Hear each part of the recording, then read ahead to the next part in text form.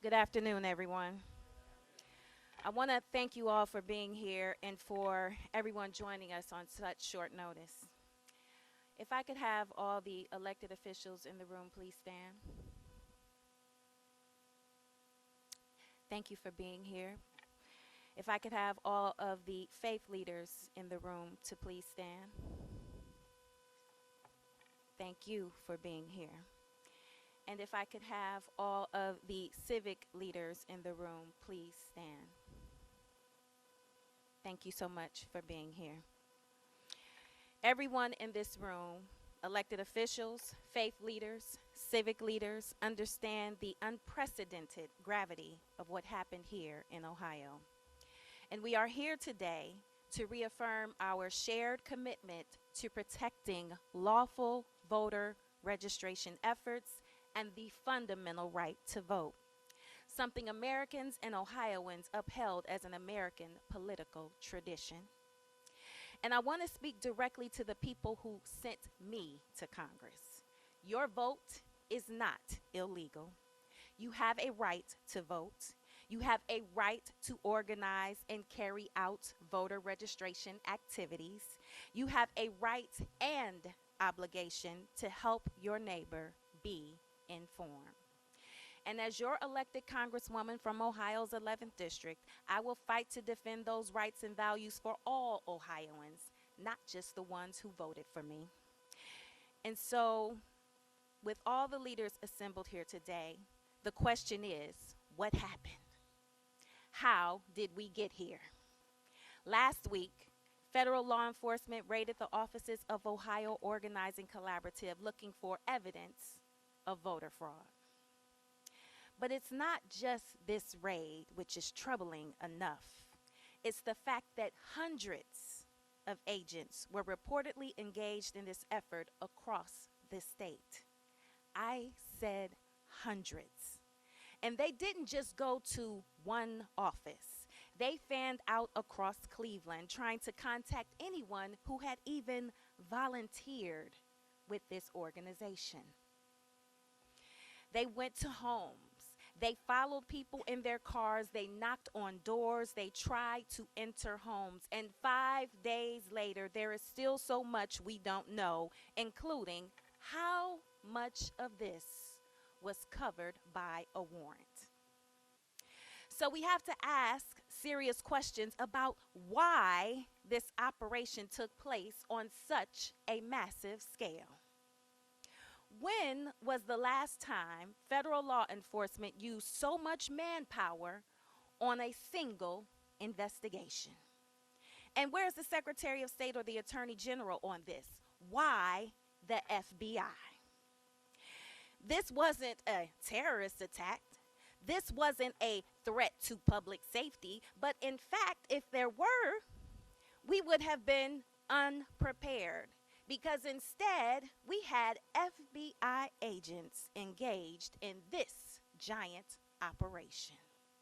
And that's why we need accountability and transparency into this action.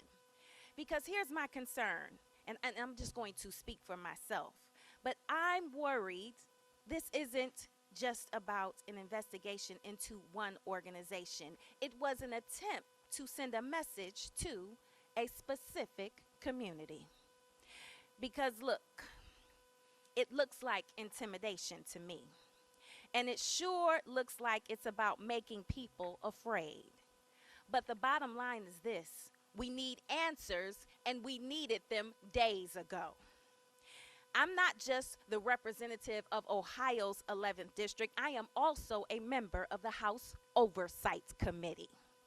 And today, I've written to the FBI demanding answers because answers are needed. And joining me on this letter is Congresswoman Marcy Kaptur, Congresswoman Joyce Beatty, Congresswoman Amelia Sykes, and Congressman Greg Landsman, representatives from every corner of the state. We are asking for the legal authority the FBI had to conduct this unprecedented raid.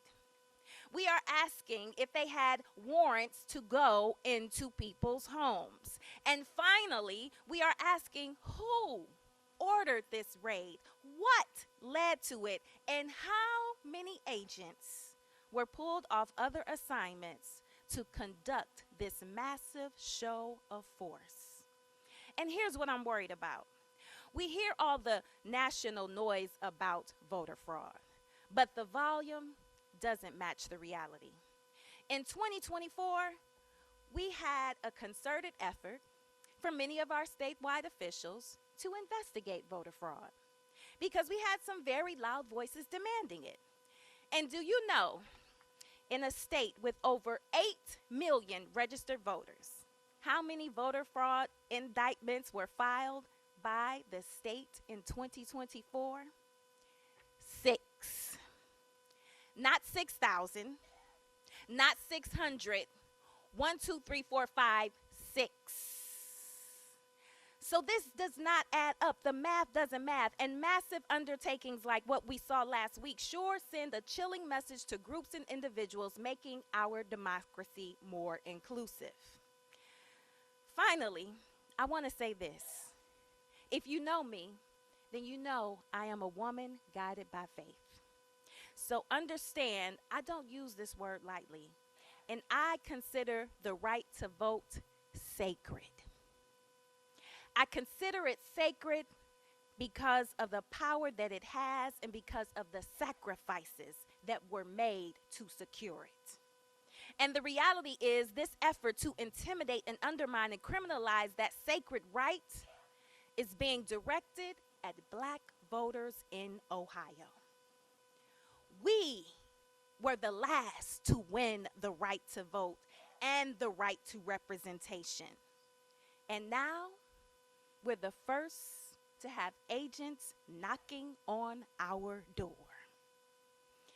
It's a message, and it's not subtle. But here's the truth. Every American citizen, every race, of every political persuasion, in every zip code has the right to vote. And we are here at the Board of Elections to reaffirm that. Your vote is safe, your vote is secure, and your vote is valid.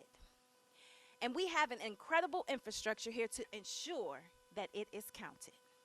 So today we are sounding the alarm, but we're also reminding people not to give up, not to be afraid, and not to question their rights. So as I come to a close, just be reminded, we are gathered here to show our shared commitment to encouraging every eligible Ohioan to continue participating in our democracy without fear. If you are eligible to vote, make sure you are registered.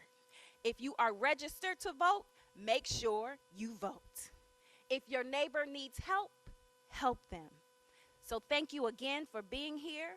We will take questions at the end, but now I want to turn it over to Director Anthony Perlotti.